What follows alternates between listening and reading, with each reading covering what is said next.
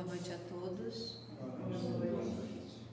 Vamos iniciar então a nossa explanação doutrinária da noite com a leitura do livro Jesus, o Cristo, de Teresinha Oliveira.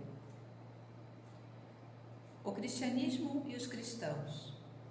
A partir da vida e dos ensinos de Jesus, se formaram várias religiões e nelas muitas coisas foram acrescentadas: dogmas, rituais, sacerdócio.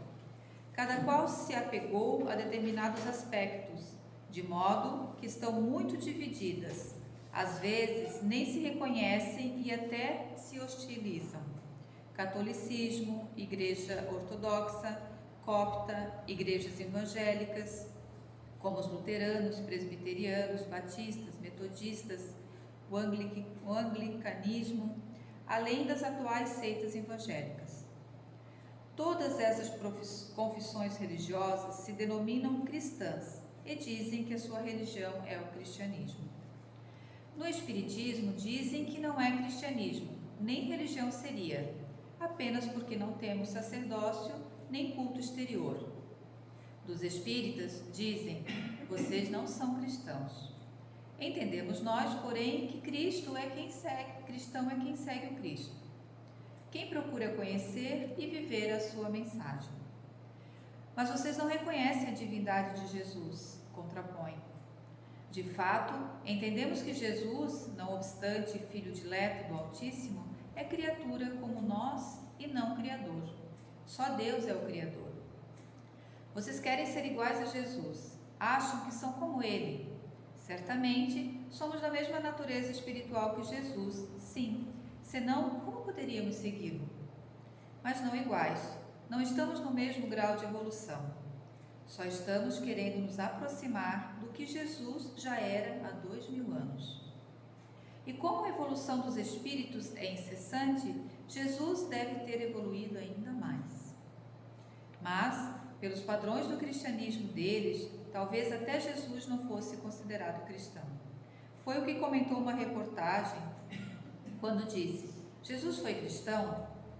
Destacando que Jesus não se diria Deus, não adotaria imagens, altares, igrejas, nem sacramentos, como o batismo, o casamento e a Eucaristia. Não cobraria dízimo e não demonstraria apego às letras bíblicas. Então, essa semana está sendo lido de forma linear, né, as passagens desse livro aqui. Então, por isso que a gente para nessa parte aqui hoje. Então, queridos irmãos, saudamos com boas-vindas a todos os irmãos aqui presentes, encarnados e desencarnados, a nossa palestrante da noite. Seja bem-vinda, Simone. Nesse advento do Natal, onde comemoramos como cristãos o nascimento do Cristo, de Jesus, nosso irmão maior, e que possa internalizar então nos nossos corações e principalmente a nossa prática tudo aquilo a qual Jesus se propôs a nos mostrar através do seu Evangelho redivivo. Então, que possamos nessa noite estarmos abertos a todas as possibilidades de evangelização que aqui vamos ouvir, sobre o que Jesus espera de nós, e que possamos então trazer para a nossa prática pessoal aquilo que aprendemos. Pai nosso que estás nos céus, santo é o teu nome, venha a nós o teu reino, seja feita sempre a tua vontade, assim na terra como nos céus. O pão nosso de cada dia nos dai hoje, perdoe as nossas dívidas, na medida em que perdoamos os nossos devedores, e não nos deixes cair nas tentações, e livra-nos, Senhor, de todo o mal, que assim seja. Então, Simone, a palavra é tua, tá? Que teu anjo e também que eu te inspire.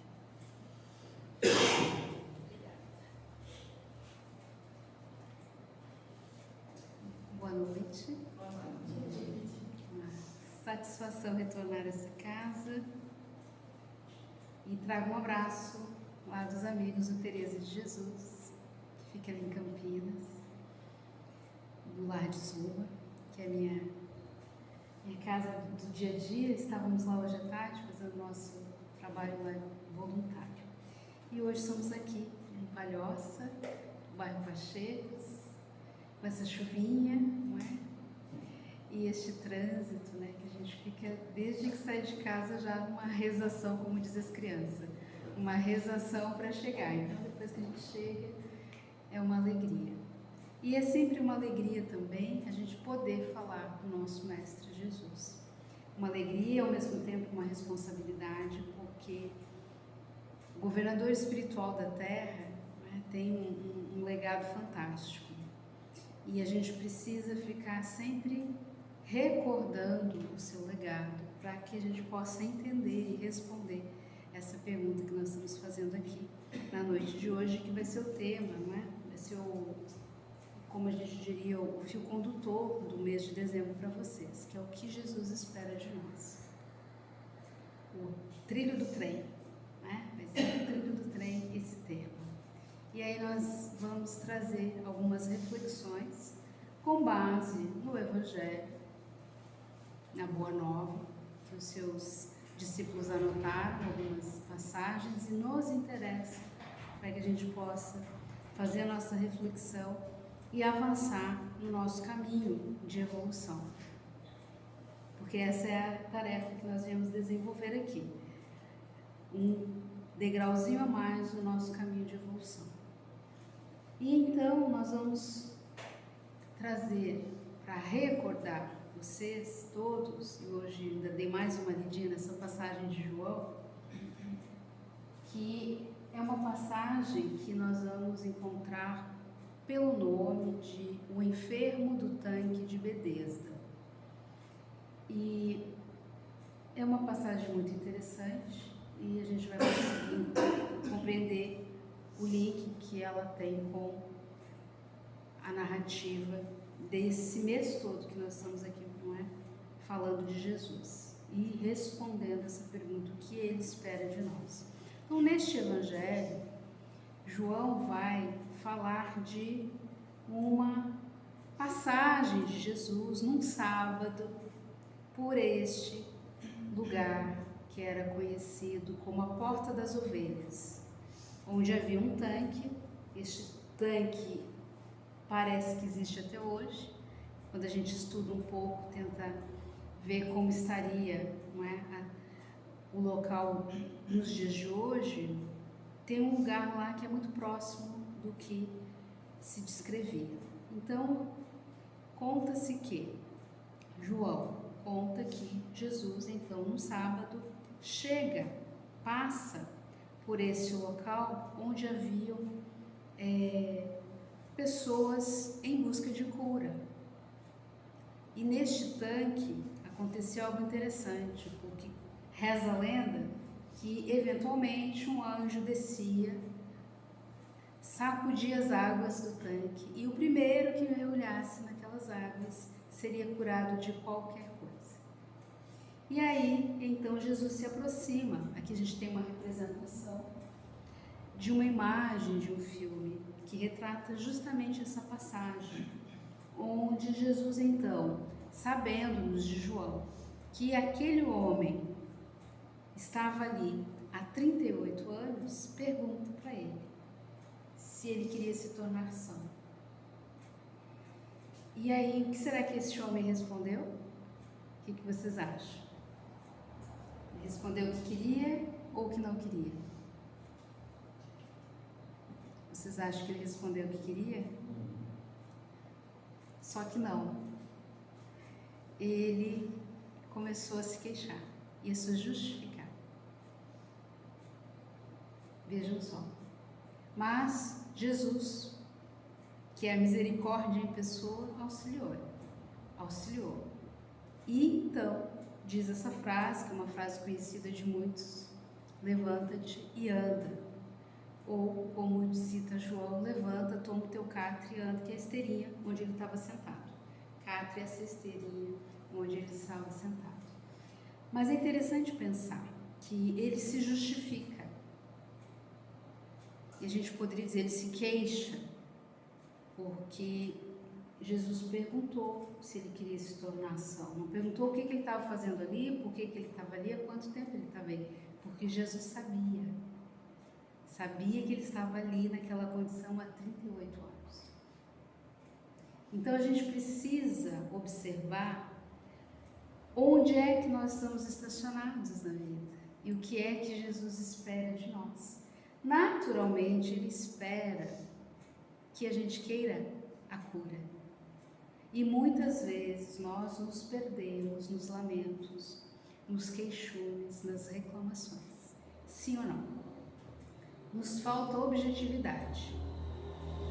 Talvez Jesus hoje, se aparecesse, se materializasse e nos perguntasse se nós gostaríamos de ter uma cura, é possível que a gente começasse a contar os perrengues que a gente passa pela vida, perdendo a oportunidade de sermos objetivos. Eu quero, e o que é preciso para que eu obtenha essa cura?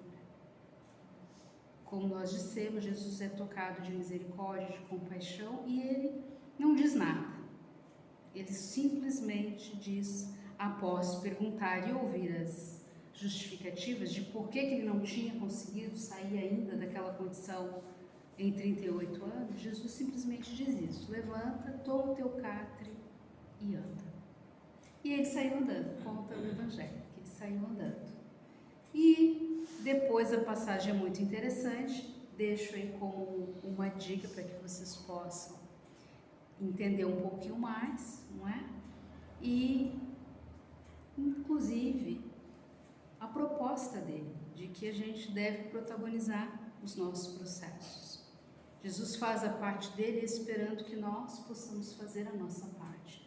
Então é isso que ele espera. Posicionamento da nossa parte.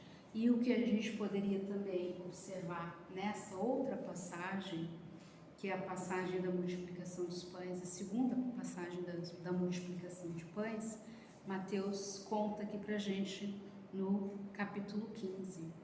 Também Jesus espera que a gente tenha algo para oferecer.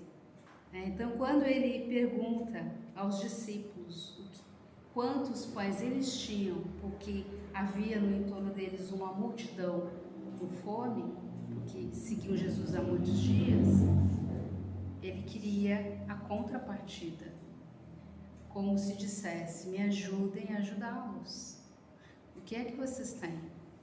Que recursos vocês conseguem dispor para que eu possa ajudar vocês? E às vezes, não raro, nós esperamos muito dos céus. Nós esperamos muito dos nossos mentores, que é importante dizer, não são guarda-costas e nem babás. São companheiros de jornada, torcendo muito para que a gente possa acertar o passo. Mas não vão na frente, como esses guarda-costas de celebridades, não é? Abrindo caminho, tirando tudo que é obstáculo. Eles respeitam o nosso livre-arbítrio e o nosso esforço. Então, quando Jesus diz quantos pães tendes, também está esperando de nós posicionamento. Que a gente saiba o que tem para oferecer, para melhorar a nossa condição nos mais variados aspectos que às vezes é necessário. Muitas vezes nós temos uma demanda, uma situação física, que nós estamos lá esperando uma solução, uma melhora, mas não contribuímos fazendo, às vezes, o mínimo, que é o tratamento direitinho, não é? Talvez a gente faça como esse enfermo do tanque, a gente se queixe, né, que o medicamento está muito caro, que tem que tomar de 3 em 3 horas, que quando toma dá um revertério, não é? Aí já tem um efeito colateral. E aí Jesus só está perguntando: você quer ficar curado? Você quer ficar são? Paga o preço. Qual é o preço? Aqui é a mesma coisa. Querem que essa multidão vá para casa alimentada? O que é que vocês me oferecem para que eu possa ajudar? E é isso então que a gente precisa pontuar, que nós somos protagonistas da nossa vida. Nós temos um atributo fantástico dado pelo nosso Criador, que se chama livre-arbítrio. E às vezes a gente põe ele na gaveta. Nós desativamos porque nós ficamos à espera que alguém decida por nós o que é preciso ser feito. E cada um é responsável pela sua existência, salvo uma ou outra exceção, que está transitando pela Terra em condições especiais, porque não conta com o recurso da consciência. Todos nós temos uma consciência, uma individualidade, e ela está a serviço do nosso progresso. Como é que a gente coloca ela a serviço do nosso progresso? Utilizando o nosso livre-arbítrio, escolhendo. E às vezes nós não conseguimos fazer movimentos de escolha e ficamos esperando. E Jesus está perguntando: o que você tem para colaborar? Fazendo sentido isso para vocês? Porque o progresso é nosso. Ele já fez o progresso dele, como foi lido aqui. Não é? É um espírito puro, a serviço do Criador. Co-criou o planeta. Não é qualquer ser que co-cria um planeta. Né? Então, nós precisamos pensar um pouco a respeito disso. E quando, por exemplo, nós observamos essa pergunta, o que é que Jesus espera de nós? Nós temos que observar que Ele é o nosso mestre, não é? Ele é o nosso mestre. E aí, todo mundo aqui já passou pela escola, em algum momento. E o que o mestre espera de nós? Que a gente estude, primeiro que a gente frequente as aulas, demonstre interesse, faça os estudos, os exercícios, as suas proposições. Espera que a gente faça a nossa parte. Então, como mestre, ele também espera que a gente possa refletir a respeito de algumas lições, que às vezes a gente repete. Algumas lições que eu digo, algumas experiências que se repetem na nossa vida. E se repetem, deve haver uma razão. E qual é a razão? Nós ainda não conseguimos aprender. E aí vem de novo a lição. Não é assim? Foi assim quando a gente estudou. E os que ainda estudam é assim. A gente não vai bem ali naquela provinha, naquela matéria, naquele assunto, nós precisamos nos deter. Por quê? Porque vai vir de novo a questão e às vezes a gente vai errar de novo a alternativa. Não é? E é mais ou menos então essas questões que a gente deve refletir. O Evangelho é muito atual. Então, João, Mateus anotaram há muito tempo, né? Lembrando que tanto João quanto Mateus conviveram com Jesus. Então, acho muito rico quando a gente lê os seus evangelhos, porque eles falam deste lugar, de quem acompanhou essas experiências do Mestre, embora tenham escrito muito tempo depois. E aí, ainda é de João uma fala que nos interessa. Com frequência, nós recordamos, colocamos aqui na roda para recordarmos que João disse, isso são palavras de João: aquele que diz permanecer nele, deve também andar como ele andou. Faz sentido isso? Se, como diz o texto, né? Será que Jesus era cristão? E outro dia eu ouvia de um filósofo, né, que ele dizia assim: é preciso cristianizar os cristãos, porque a gente se distanciou da essência do Cristo. Vejam que interessante, né? E ele é ateu, mas ele dizia: é preciso cristianizar os cristãos, porque se esqueceram de andar como ele andou. Então, quando a gente iniciou aqui dizendo é um compromisso, uma responsabilidade, é uma alegria, uma honra falar do Cristo, mas, sobretudo, uma responsabilidade. Então, quando nós nos dizemos cristãos, né, quando a gente vai lá fazer uma fichinha, hoje em dia já nem faz tanta ficha em loja, né, o negócio é diferente. Mas, enfim, quando a gente vai responder, às vezes, algum questionário, até mesmo no IBGE, nos perguntam. E aí a gente anota, diz lá: eu sou espírita. Espírita cristão, alguns vão colocar espírita cristão. Isso significa dizer o quê? Que eu ando como ele andou. Senão, a gente não diz que é. De modo que nós vamos contar nos dedos quem são os cristãos que existem de fato na Terra hoje. Nós somos aprendizes. Aprendizes. A gente ensaia passos, mas de vez em quando a gente cambaleia um pouco, porque é um desafio muito grande andar como ele andou. Se nós formos observar no cotidiano das nossas existências, no dia a dia, no miúdo mesmo, tem coisas que a gente faz que, ainda bem que Jesus está envolvido com as galáxias, não é? Mas os nossos mentores devem dizer misericórdia, Senhor. O meu de vez em quando diz Senhor, misericórdia. Vou dar uma voltinha, Simone, daqui a pouco eu volto. É tipo assim, sabe? E porque é difícil, né? Jesus tem uma conduta que está anotada nos evangelhos. Como nós dissemos, foram escritos depois, ele mesmo não escreveu nada. Mas nós sabemos o que ele faria e o que ele não faria. Nós sabemos. Pelo pouco que a gente tem nessa existência de informação, já deu para saber. E boa parte de nós aqui, os que vão nos assistir posteriormente na gravação, não é cristão pela primeira vez. Já deve ter tido outras experiências na Terra e tomou contato e ouviu dizer de um tal Jesus de Nazaré.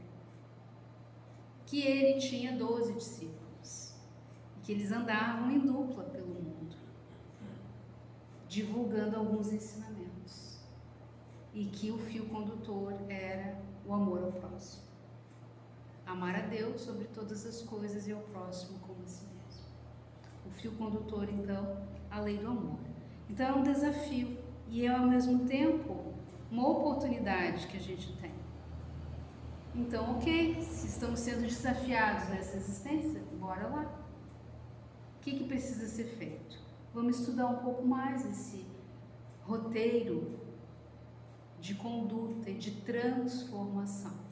Não vamos tirar 10 em todas as provinhas, não, porque nós ainda estamos no início da nossa escala evolutiva. Mas nós vamos fazer um esforço de merecermos a oportunidade que nos foi dada de andar ao lado dele. Então é uma responsabilidade, né? Quando a gente se diz discípulo, porque nós conheceríamos o Mestre pelos seus discípulos. Não é assim que às vezes a gente ouve certas professoras ou até mesmo terapeutas dizer que é pelas crianças que a gente conhece os pais? A gente conhece como é que funciona a dinâmica familiar. E é mais ou menos isso que acontece. Algo para a gente também recordar e tentar responder o que é que Jesus espera de nós tem a ver com essa tendência que nós temos de nos acharmos um pouco melhor que todo mundo, não é? E às vezes julgarmos de uma maneira muito severa, muito rígida. Isso aqui, um deslize, uma pisada na mola de alguém, um erro, um equívoco. E às vezes a gente cancela, que é essa a expressão da moda, não é? Nós cancelamos as pessoas. E aí Jesus nos traz essa rica lição, que diz: não julgueis para não seres julgados, pois com o julgamento com que julgais sereis julgados, e com a medida com que medis sereis medidos. E nós esquecemos às vezes dessa parte. Quando nos falta compaixão, em algum momento nós vamos viver alguma experiência onde nos faltará. da parte do outro também a compaixão por nós. Quando nós somos extremamente rígidos e severos, pode esperar que isso é uma plantação e mais adiante vai ter a colheita. É isso que Jesus está dizendo. Às vezes nós vivemos situações e a gente não imagina por que está vivendo aquilo. Não se lembra, e algumas experiências talvez não serão desta existência, que nós jogamos pedras, que nós apontamos defeitos, que nós espalhamos notícias, né? Fomos ferrenhos num julgamento, apontando o dedo. E aí a vida vai se desenrolando e lá pelas tantas a gente vai tendo que aprender também a tomar o veneno amargo que a gente um dia ofertou. Então a nossa língua precisa estar a serviço da construção de um mundo de paz. Isso é muito importante da gente pensar. Cuidar aquilo que se fala. Fazer um exercício de segurar o pensamento. Mas ele é ligeiro, às vezes a gente não consegue. Mas se a gente possa pelo menos segurar um pouquinho mais a língua. Porque as palavras ferem e nos comprometem. O pensamento a gente acerta com a nossa consciência e com os mentores que acessam o que a gente pensa e um ou outro médium que às vezes consegue captar. Mas quando a gente fala, quando a gente aponta, quando a gente exclui, quando a gente julga, não é? Quando a gente fomenta uma história que ouviu dizer, a coisa complica para o nosso lado. Não é? Então, quando a gente vai ouvindo as famílias, às vezes, nós vamos observando que falta acolhimento justamente na hora em que a pessoa cai. Nessa passagem aqui, vocês conseguem perceber que passagem é essa? Só pela imagem?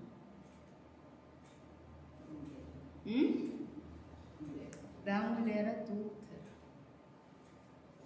Da mulher adulta.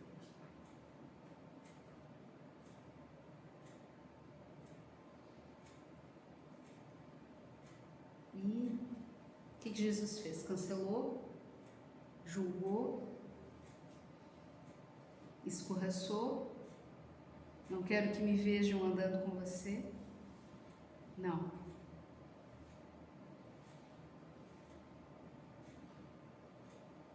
Não quis saber detalhes. Primeiro porque ele sabia. Né?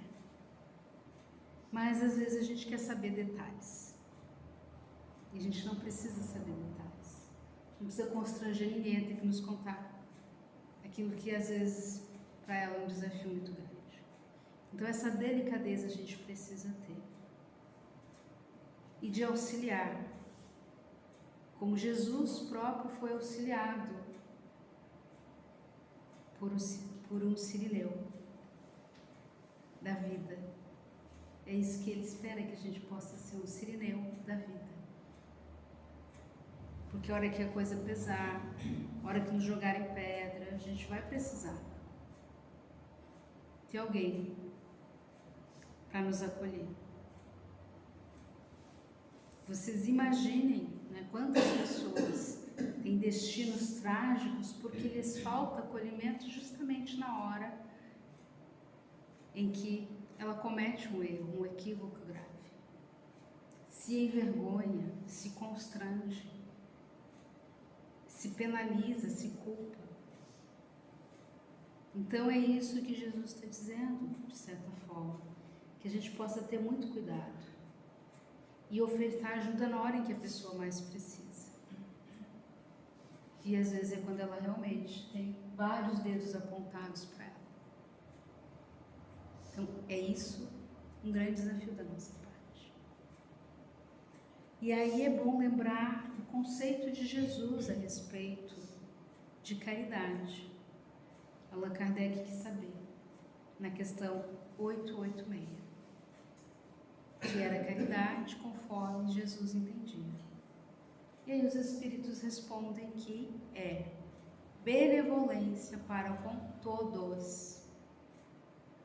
Todos. Indulgência para com as imperfeições alheias. Eu vou voltar aqui nessa imagem de um Jesus indulgente, compassivo, perdão das ofensas. Então Jesus está falando da caridade moral, que desassossega muito a nossa alma. É a mais difícil, é a caridade moral. A material a gente faz com mais facilidade, quando tem recursos, um pouquinho mais do que um outro, às vezes, que está numa condição difícil. Né? A gente divide um pão, tem só um pedacinho de pão, podemos dividir. Agora, perdão das ofensas, dependendo da ofensa e de quem nos ofendeu, passa-se séculos e não se consegue fazer ajustes de coração. Né? Basta a gente ler os romances espíritas que tem histórias que envolvem 2, 3 criaturas e passam-se séculos, às vezes milênios, e eles não concedem o perdão de uma ofensa ao outro. Né? E agora me recordo, falando de séculos, da história de José de Arimateia, um exilado de Capela. Séculos e séculos, milênios, um embate com o sócio dele lá de Capela, vocês pensem bem. E eles vêm para a Terra, nos primórdios da Terra. É muito interessante. Então, nós vamos tendo testemunhos de histórias que atravessam o tempo. E a gente não consegue colocar a caridade conforme Jesus entendia em prática. Então, o que Jesus espera de nós? Que a gente lembre deste conceito de caridade. Sigamos fazendo a material, porque ainda há a necessidade neste mundo de tantas desigualdades sociais, mas que a gente também possa ofertar com um sorriso, fazer de um jeito leve, que não constrange aquele que vai receber. É isso que nos diz o Evangelho segundo o Espiritismo. Né? Então eu vou pedir para a gente apagar a luz para poder passar um vídeo que vai nessa direção. Um vídeo que muitos talvez já conheçam, mas que vai nos ajudar a entender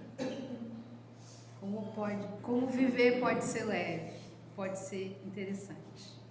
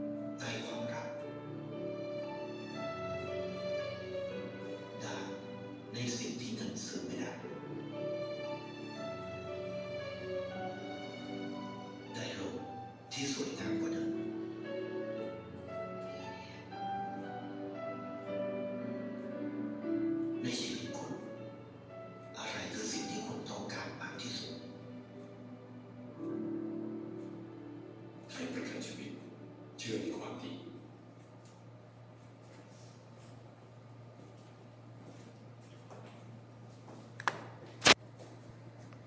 Interessante esse vídeo, não?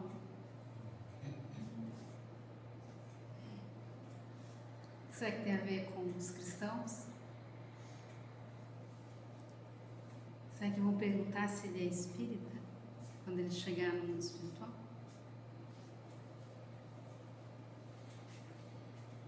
Ninguém vai perguntar se ele era evangélico, católico, budista. Não nos perguntarão denominações, títulos, se era filho de A ou de B, só se a gente praticou a bondade. Que foi mesmo que Jesus disse, que nós seríamos reconhecidos pelas nossas obras, pelas nossas obras. Fala por si mesmo. Fala por si mesmo. É.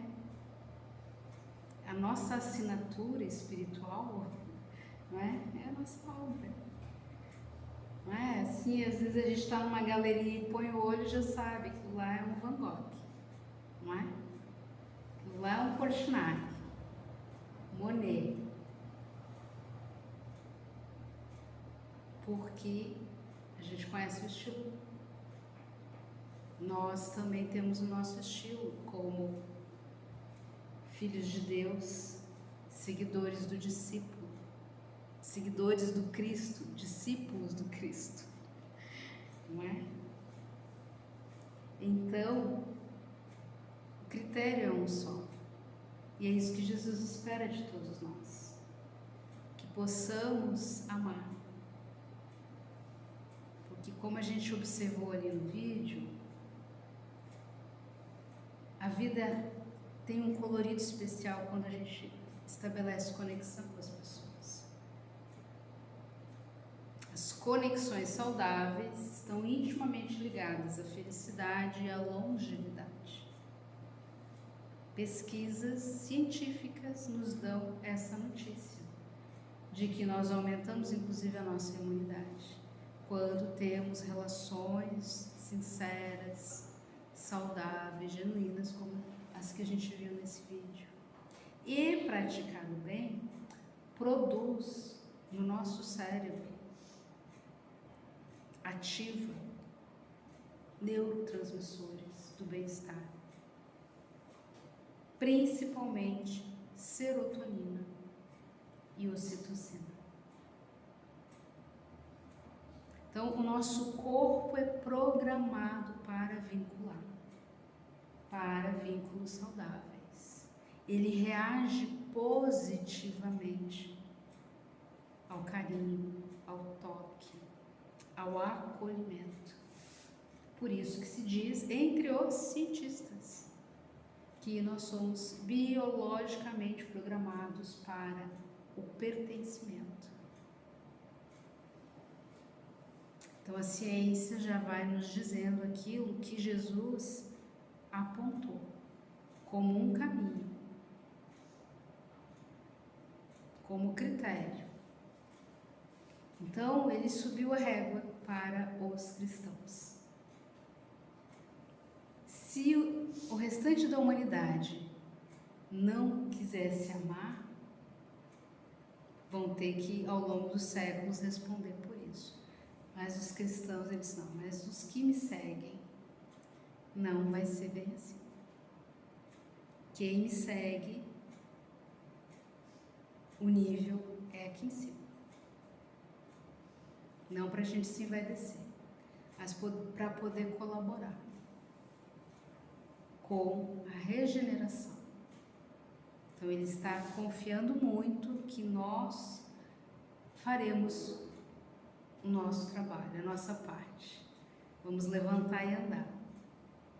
E para quem ficar com alguma dúvida, é só ler a questão 132 do Livro dos Espíritos, quando Allan Kardec pergunta qual era o objetivo da encarnação, o segundo objetivo é colaborar com a obra da criação. Então, nós estamos também trabalhando pelo coletivo. Ficamos por aqui,